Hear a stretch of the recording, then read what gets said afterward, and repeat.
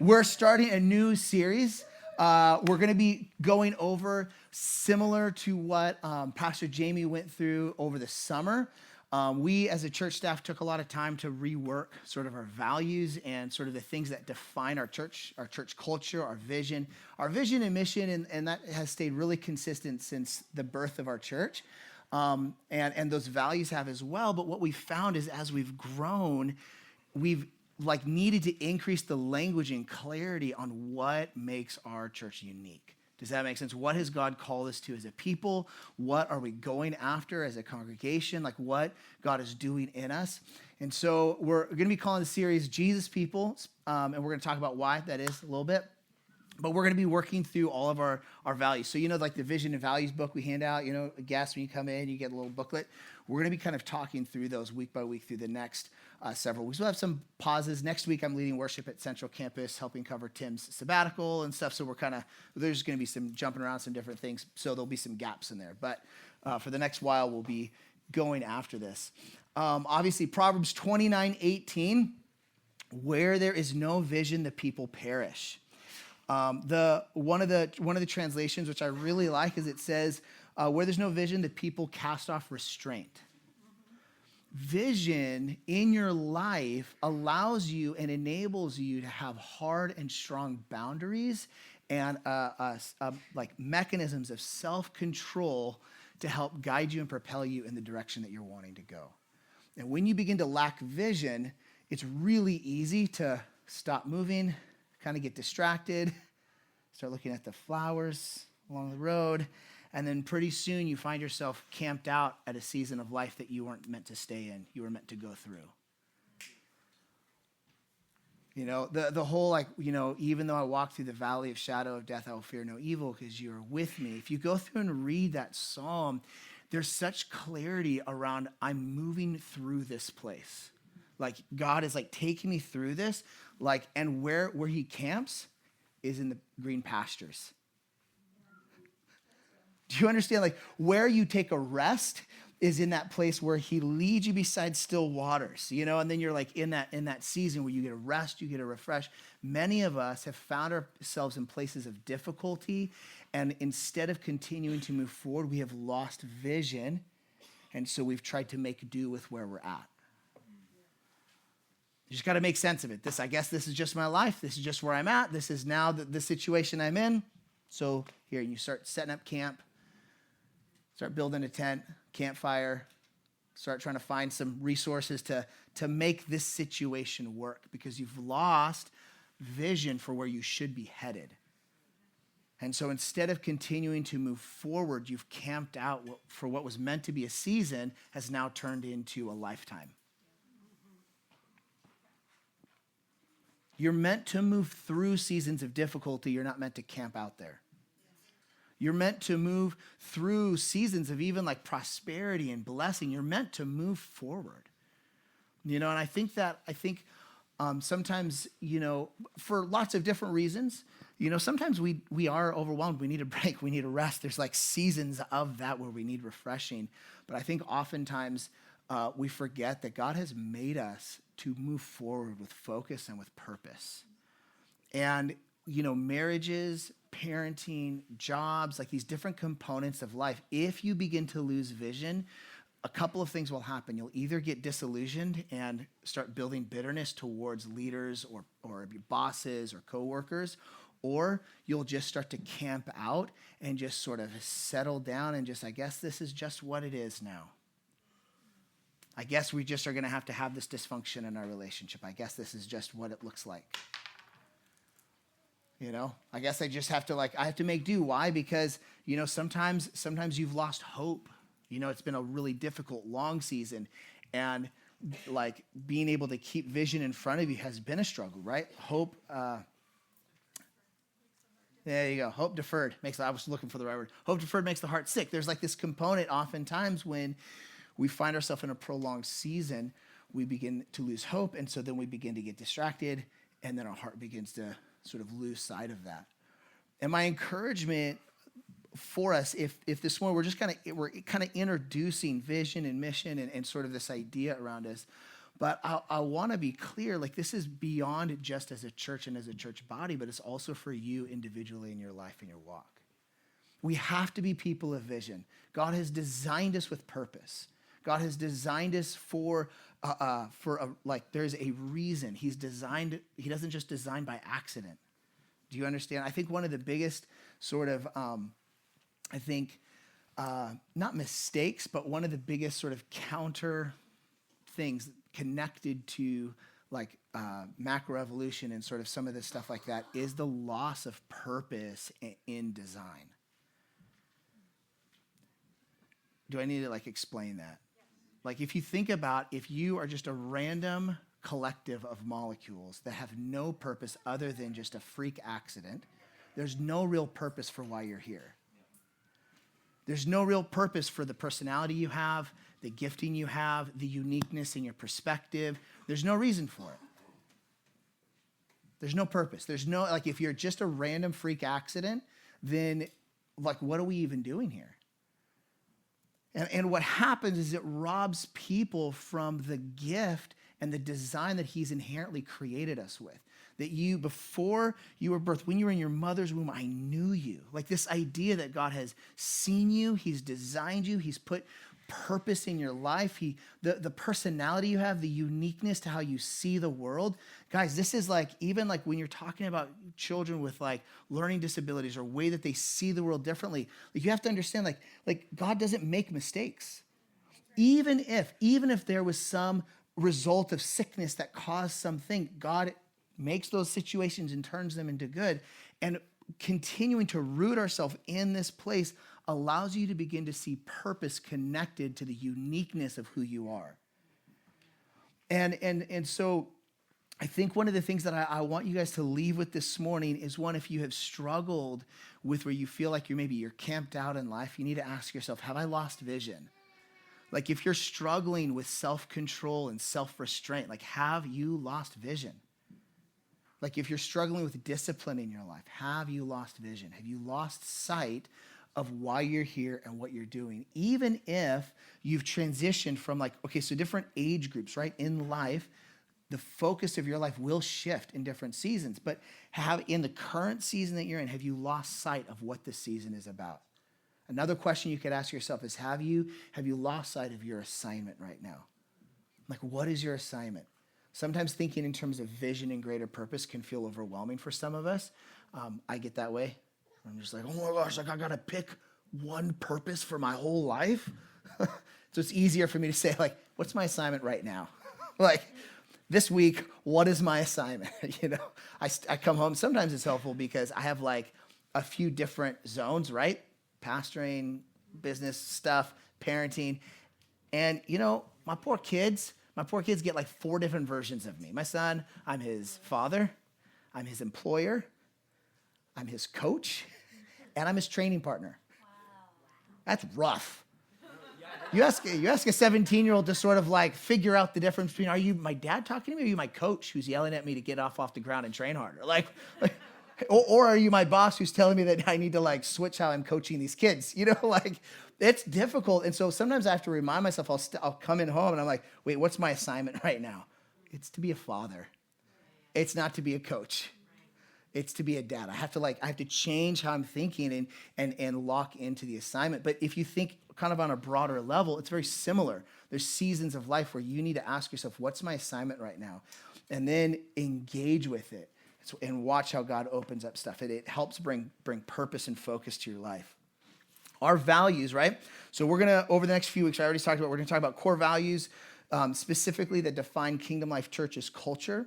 Our values create a culture that shapes a movement, right? So we really believe that we are a movement that's on a mission as KLC, and our values are what is creating a culture. So like it's not just like our values in like a title sense, but like actually what do we value? What do we prioritize? Right? You're going to prioritize your values. And so sometimes you can say you have a value, and then you look at your priorities, they don't seem to line up. Does that make sense? So if that's the case, repentance, right? Just change the way that you're thinking. You're going one way, turn and go a different direction. If I say that I value my wife, all right? But my priorities are saying something different, then we'll have a conversation, right? And I should repent. Okay? I was going this way, and now I'm going to go this way because I want my life to be in line with my values. My values are going to create an environment and a culture around me because it shapes how I make decisions. It shapes how I interact. It shapes the priority of what we do, like what we say yes to and what we say no to, you know? All right. So all of that, let's zoom back out for KLC. What is the mission of Kingdom Life Church? I think we have a slide up here. You guys want to read it together? Yeah? Okay, ready? Go. To see New England become a hub of revival and awakening to the end of the world in one generation. To the world, not to the end of the world. To the ends of the world, of the earth. I'm kidding. We're going to end the world in one generation. No, please, God, no. Let's say it one more time, guys. To see New England become a hub of revival and awakening to the world in one generation. Come on. That's good. We might say this every week during this series. Wow, let's do it. We got to do it. Listen, some of you might think, why do we have in one generation?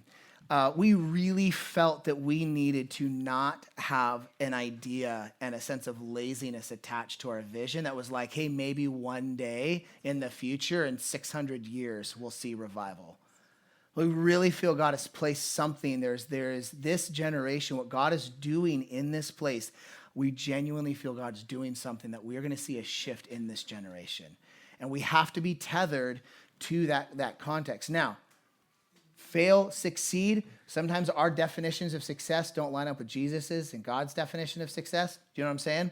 But to tether ourselves to the idea that we're not just sitting back and waiting for a future generation to sort of somehow do something, that we're engaged proactively. God's doing something in this generation. Not only do we feel like it's a hope and a vision, but we genuinely feel like it's possible, which is why this series is called Jesus People. And we're going to look at it in a little bit. Can we look at our vision statement? Is that okay?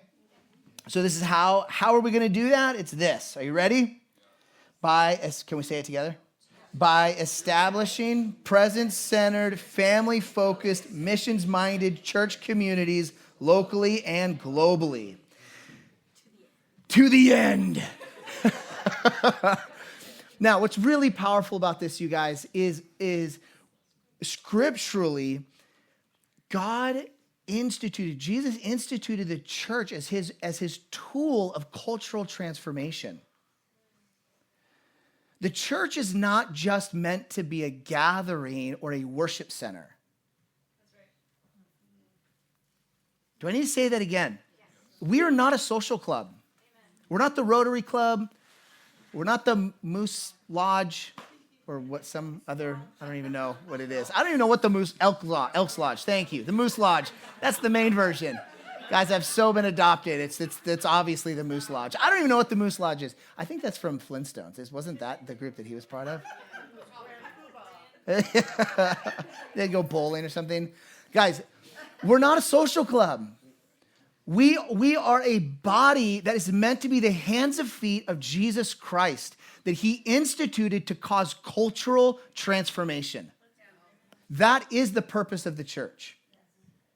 It's nothing short of that. God designed cultural transformation to happen through the church. Why? Because the church is his body. It's through his body that he has set up cultural transformation. And when you look at places and cultures that have been revolutionized and transformed for good, it's because the church took an active role in society, not as an institution of control, but because believers took it upon themselves to bring the gospel into every sphere of society. That is the church. Do you understand? We gather together in small groups. We gather together on Sunday mornings. You come in. We worship Jesus. Why? Because he's the focal point. He's the preeminence. He is everything. But what happens is we come together and we're meant to be equipped. We're meant to be transformed so that we can go out and actually do something about what he's done already. Do you understand? Like it's not meant to be something that you just come and get fed and go home. This is not a feeding trough. This is not the Golden Corral. You don't just come and eat at a buffet and get super fat and happy and go home unchanged.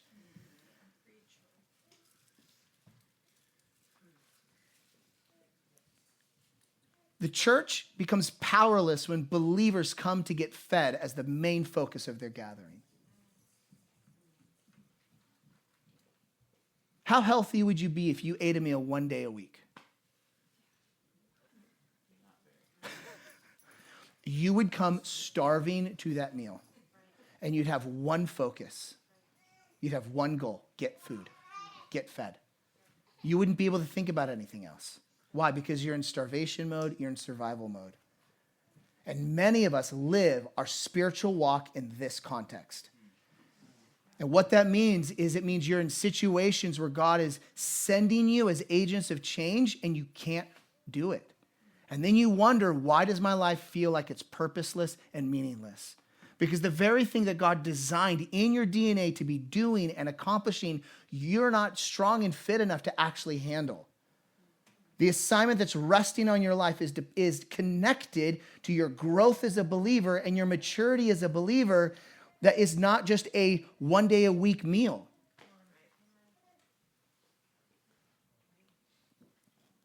Maybe I should go back to my notes. To the end. To the end. That's going to be, we should maybe rename this series To the End. We're all going to know what it's going to, everyone's going to be like, what are we talking about? Like, oh my gosh. All right. So why are we calling this series Jesus People? I kind of want to throw out just some sort of the context of what it looked like in the 60s and 70s, right? It's super inspiring, the Jesus People movement in the 60s and 70s. And it's Church of Acts DNA. Like just the way that like the Jesus People did things just seemed so like reminiscent of the Church of Acts. There have always been localized revivals in every generation. That's been consistent. Okay, we can see it, but some of them have more global impact than others. Excuse me. The Jesus People had a uniqueness to it that I don't know in the history of the church since the apostolic age. So we're talking since the early church, right? That it has had more of a reformational impact on the global church than the Jesus People movement. There was something so powerful and unique, not only just culturally before stuff exploded in the church, but there was like this sort of powder keg of angst and this environment that was ripe for people to step into something that was super transformational. Just talk about so here's the backdrop, right, of the 60s and 70s, the hippie revolution, right? You have the Vietnam War just shortly after World War II. You have the Cuban Missile Crisis, the Cold War, the Kennedy assassination, the Kent State shootings, the rise of the Civil Rights Movement. You had Martin Luther King, Rosa Parks, the Black Panthers, the Greensboro sit-ins, March 7th, 1965, right, with Bloody Sunday and Selma, Alabama. You have like a rising youth restlessness and a rejection of mainstream American values and the creation of sort of countercultural lifestyles. At the heart of it, right, is Woodstock and the rise of sort of psychedelic drug use, unconventional clothing, demonstrations of freedom, political angst, sexual liberty, and like it was just a complete shift in the music and the art as well that kind of became a soundtrack of that era.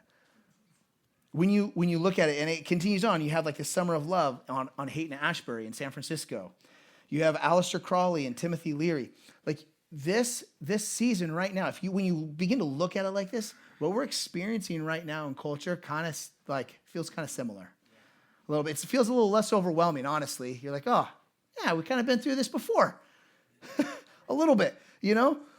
What was crazy is that in the midst of all of this, at the heart of culture was a rejection of tradition and a desperation for something real and genuine.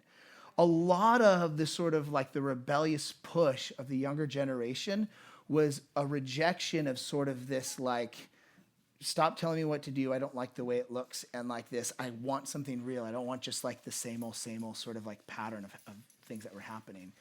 And there's several factors that sort of like fed into this. But it's fascinating that like some of the stuff that we're going through right now, it feels like a repeat of some of that from the 60s and 70s, both like culturally as well as sort of in sort of the younger generation, sort of the messaging you're hearing from them, some of the angst and some of the pushback on stuff. You could take that as like a symbol of like, oh no, we need to like get tighter and more controlling and really shut down everything. Or you can realize that there is something that is stirring up, that God is getting ready to do something again. What and how are you going to see the situation and the cultural climate that we're in right now? Your vision is going to shift how you engage with this season of life. Not just your vision in terms of like what God's calling you to do, but your actual perspective, how you're seeing the circumstances and the situation will shift how you engage. Are you going to engage from a place of faith, knowing that God not only has answers for what's going on, but he actually intends to see a revolution and a revival in this generation in a way that would shift and transform the world? Like, what are we going to partner with? What message are you going to partner with? What lens are you going to partner with in your daily walk?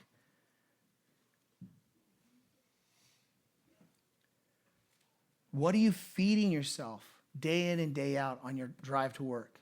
What podcasts are they filling you with a sense of hope and a sense of excitement in what God's about to do? Or are they just reinforcing the narrative that everything is falling apart and the world is going to hell? That church leadership is broken, that people aren't attending church, people are leaving in droves, which is not true, actually. We have one of the most dramatic shifts in church attendance among young people that we've seen in a long time. There's an actual shift, and it's not going to necessarily look like the 60s and 70s. It's not going to look like a hippie movement, but God is doing something right now. And what message, what way are you going to see what's taking place around you? When you step into your workplace and you talk to somebody and they're talking about how difficult their life is or a broken situation they're going through, are you seeing it through the lens of, yep, that's what everyone's going through right now. I'm so sorry you have no money. I'm so sorry you're just in a place of brokenness. That's just society right now. Or are you seeing them like, man, this person's ripe for an intervention from God.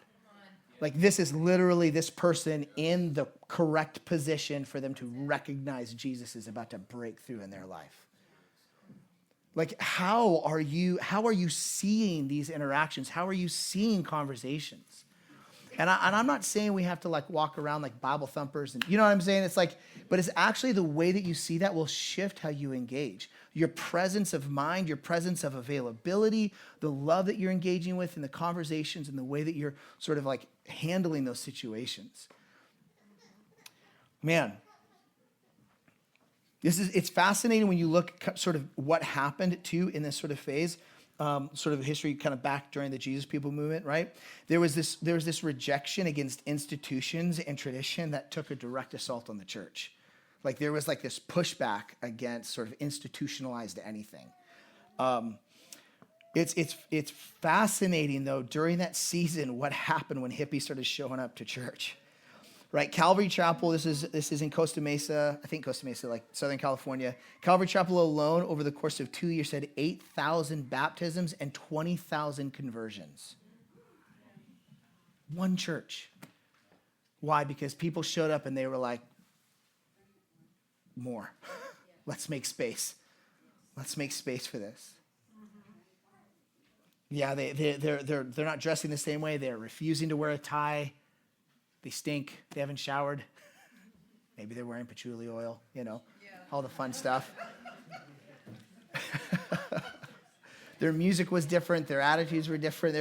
There was this thing, but being able to see through the lens of like, wait a second, God has an answer for what they're going through. This is the thing. I just want to read a couple things here. So if you looked at this moment in history, you could definitely recognize the turmoil and the concern for future generations But what man, people didn't recognize was this environment was ripe for a global revival that would sweep across the world and transform the church forever. Like you could see the turmoil as like a threat to institution or a threat to the way things have been going. You know what I'm saying? But God actually was doing something really powerful in the middle of this. This is a quote from Ray Ortlund. It says this: the Jesus movement exploded, offering an exciting new Christian identity to anyone willing to follow. But it was born out of conflict during a time of intense social urgency, born out of an impatience with the status quo and a longing for reality with Christ, whatever the cost. The churches that embraced that openness were blessed. The churches that could not adapt were passed by. I was there. I saw the power of God change the subject among the youth of Los Angeles from politics and drugs to Jesus and his power. It ruined me for life. I cannot settle for routinized ministry. I saw what only God can do, as did many of my contemporaries. Our restless hearts will never stop aching for a new visitation of the Lord upon our land. It's from Ray Ortlund, from the Gospel Coalition. See, this is why we're calling this series Jesus People. We believe that the ability of a group of people to live countercultural in a way in this intense hour of cultural upheaval to transform the landscape of Christianity in one generation. If you change the culture, you change the world. Right? I believe the values that God has shaped in our house and community are not born from tradition, but born from a revival vision. And we're saying, do it again, Lord. The values that we've chosen to shape our gatherings around are born from the same heart that says, Jesus at whatever cost. Lord, do it again. We need to make space for you. We're not going to be like uncomfortable with people coming in from different walks of life and different places. Why? Because we believe in the transformative power of Jesus Christ. That they're going to come in, they're going to experience Jesus in a way that transforms their life. You are going to step into workplaces. You're going to step into environments carrying the transformative power of Jesus. Habakkuk 2, chapter 2 says this: I will stand my watch and set myself on the rampart and watch to see what he will say to me and what I will answer when I am corrected. Then the Lord answered me and said, write the vision, make it plain on tablets, that he may run who reads it. For the vision is yet for an appointed time. I love this, the connection between being able to make plain the vision so that whoever reads it can run. You're not trying to figure out where to go. You're not trying to figure out what to do. It's plain. This is what we're doing. Now run. Go for it. Engage with it. Like we don't have to have the conversations of like, what do we do this morning? You know, same thing we do every day. Pinky in the brain? Anybody? Yeah, take over the world, right? We're going to wake. Look, there's a few of you out there. There was a few of you that I got you with pinky in the brain. Oh, yeah, I like it. It's nice. I definitely butchered it. I wasn't trying to directly quote it. Just enough of a reference. Make it plain so you can read it and you can run. You know, there's purpose for what you're going through. There's purpose for what we're engaging in as a body. To fulfill a mission, we need people running together in the same direction. To run together, we need to align our values. As we align our values, we create a culture that produces the potential to fulfill the vision, right? So culture is this thing, right? When we begin to talk about it in sort of a community context, it's this almost invisible environment that when you step into, you can feel a difference and you understand there's something different about what's happening here. You know what I mean? And sometimes you can't always put your finger on the exact components, but you understand like a greenhouse is a unique culture that is separate from the environment that it's in, right? Why? Because there's distinctive values inside of a greenhouse that they maintain that they're not shaped by the external culture or the external circumstances. There's a consistency to what happens inside of a greenhouse. I'm a musician. Maybe greenhouse is not the best one, but a humidified acoustic guitar room is a controlled environment. There's a very specific culture in that room that they keep the room at so that the wood stays at the right moisture level and all of the acoustic guitars sound perfect when you pick them up to play them. And they yell at you when you leave the door open. There's a reason when we talk about culture is that it's this thing that like it creates an environment for growth. It creates an environment for health and longevity that is consistent regardless of the circumstances of the world around it. And so our values is what helps sort of is the foundational pieces that create that culture. Are you guys following? Awesome. We have a lot of new people, right? Jumping in church down here as well as Central Campus. And we all sort of come from either non-church culture or other church cultures, right? That maybe there's other churches that are really amazing that maybe just have a slightly different set of values or maybe a different priority around certain values or the way that they practice those values will look a little bit different. Does that make sense? Because I want to be careful because I have a lot of other pastor friends. I have a lot of other people. There's a lot of amazing churches, but there's something special about our church that God is doing in this body. And it's shaped by our values and it's shaped by our value system and how we prioritize that. All right. So culture is the measurable environment that our beliefs and values create. All right, obviously, you have like a great picture of like an iceberg, right? We could put a picture up here. We don't have one, but right? You just see like the 10% at the top and 90% is submerged where you can't see. That's the value system, right? That is like sustaining and creating that thing that's floating, right, that you see. For better or worse, culture is symptomatic of the values that created it. Do I need to say that again? Just so you're aware, for better or worse, culture is symptomatic, right? Is created by the value systems. And so oftentimes you can be in a space, right? Maybe we can sort of simplify in your home. What culture is in your home?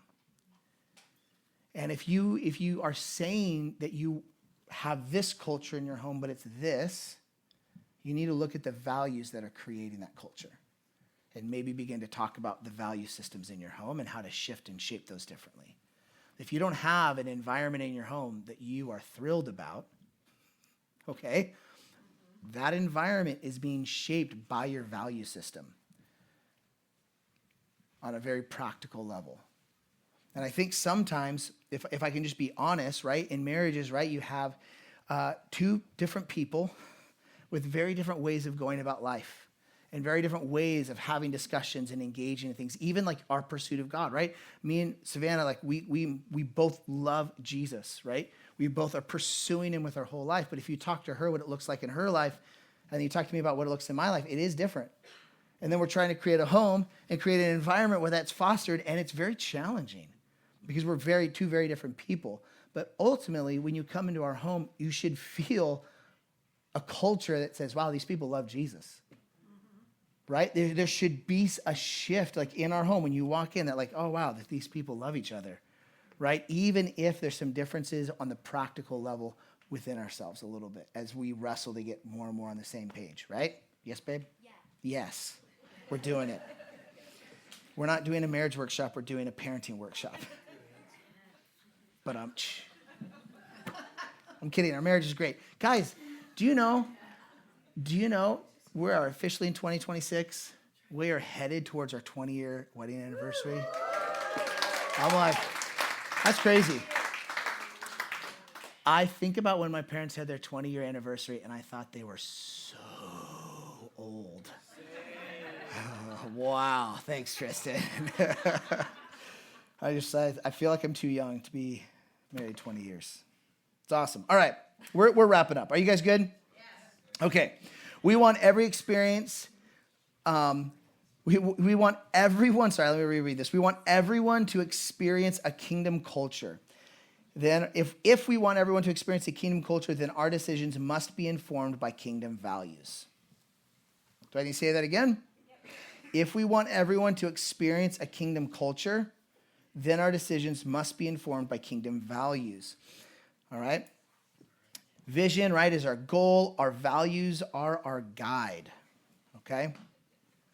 What we believe will determine what we value. What we value will determine what we choose. And our choices will send a message that points back to what we believe in. You guys hearing that? It's a nice circle. We could draw a circle graph of it. What we believe will determine what we value, right? What we value will determine what we choose, and our choices will send a message that points back to what we believe in ultimately. And so we want to make that a really healthy circle, a healthy environment here. Awesome. Why don't you guys stand with me real quick? We're going to pray.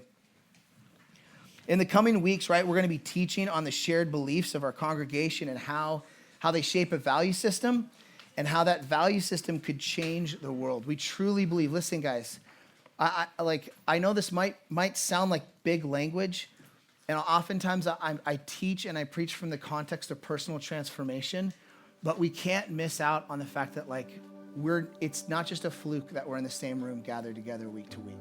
You understand? We really genuinely believe there's purpose to what we're doing and why we're doing things a certain way.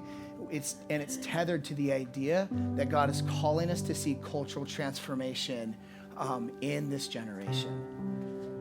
And I've been running after this stuff for a long time. I've ridden the highs and the lows of late 90s post-renewal culture, of the highs and lows of Jesus was going to come by the year 2012. I've ridden all of the waves over the last 30 some odd years of really fully giving my life to this in a very consistent way. And I, among many people my age, could be disillusioned at this point in my walk with what God's calling us to do and to be a part of. But ultimately, I'm convinced that it requires people that are willing to have faith that is beyond circumstantial. It's beyond just a loose hope for something. That God's really calling us to see lives transformed. There is a desperate and dying world that is crying out for an encounter with God. That is crying out for an encounter with the Holy Spirit. And ultimately, our church's purpose is to see transformation in our generation. Is to see people equipped in a way that can step out and bring hope and transformation to our world. And that's what we talk about when we talk about seeing revival and transformation in one generation. And we get to be a part of that. We get to be a part of that. We get to be a part of seeing families restored. We get to be a part of seeing prodigal children come back. We get to be a part of seeing physical healings, physical bodies transformed with the gospel. Come on, we get to be a part of seeing lives radically transformed by Jesus. Drug addicts giving up addiction and getting their lives back in the right spot. Come on, we get to be a part of seeing parents reject broken parenting systems that they grew up in to embrace a kingdom context and culture in their homes. That we're going to stop a generational cycle of abuse and brokenness in our homes. Come on, we get to be a part of seeing school systems radically transformed by the goodness and the hope of Jesus Christ. What else are we doing this for? We are not gathering to just get ourselves to feel better to get back into work on Monday. We get to be a part of seeing judges establishing the justice of God in our judicial system. Lawyers representing kingdom values in our justice system instead of special interest groups. You know what I mean? The church is inherently political because it's people engaged in kingdom values in our culture, not because we're aligned with a specific political party or a specific political agenda. It's because God has instituted systems of authority that he wants to reflect his kingdom.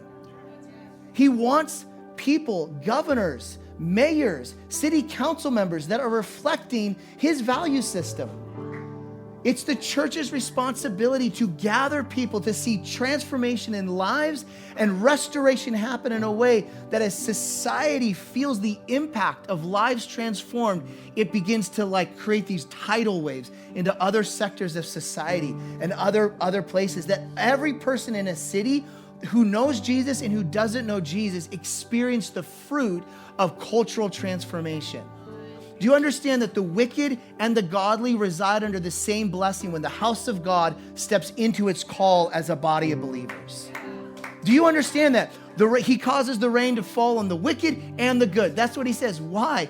because it's his goodness and his kindness that leads people to repentance. And it's our responsibility to create a shift in culture where all of a sudden the prosperity, when I say prosperity, it's the blessing and the goodness of God in all areas. Do you understand that? Is actually being poured out in a way that people are experiencing his goodness in practical ways. Man, there's so many incredible proverbs. There's so many incredible verses that talk about when a judge is a godly judge, how the people rejoice. When there's a godly king, the people rejoice. And so why?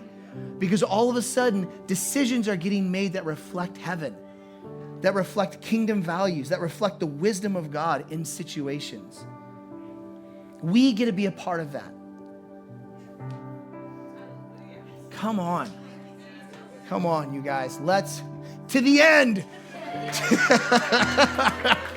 Come on, put your hands out in front of you for a second. Come on, Jesus. We just say yes. Oh, wow, I'm going to break the TV. Don't hit the TV. Lord, we say yes to what you're doing. We say yes to the call to be a part of cultural transformation. God, we say yes to the call to be your hands and your feet. That it's not just about feeding the homeless, but that is a part of it. But being your hands and feet mean practically we are the extension of your value system into the world around us. Jesus, that we are the extension, we are the agents of change that you have released into culture. And we say yes, we will disciple nations, God, in this generation. That we will see the shift in this generation. And we wholeheartedly say yes to the call this morning. We say yes to the call when we go home and our kids are screaming. We say yes to the call when we get up and we don't want to go to work in the morning. We say yes to the call when we're exhausted at the end of the day. We say yes, God, because it is worth it. It is fully worth it for me to spill my life out for what you have designed and created me to do, Jesus. God, you are an everlasting supply and sustenance, and I fully throw myself into your provision in these ways in my life. In Jesus' name.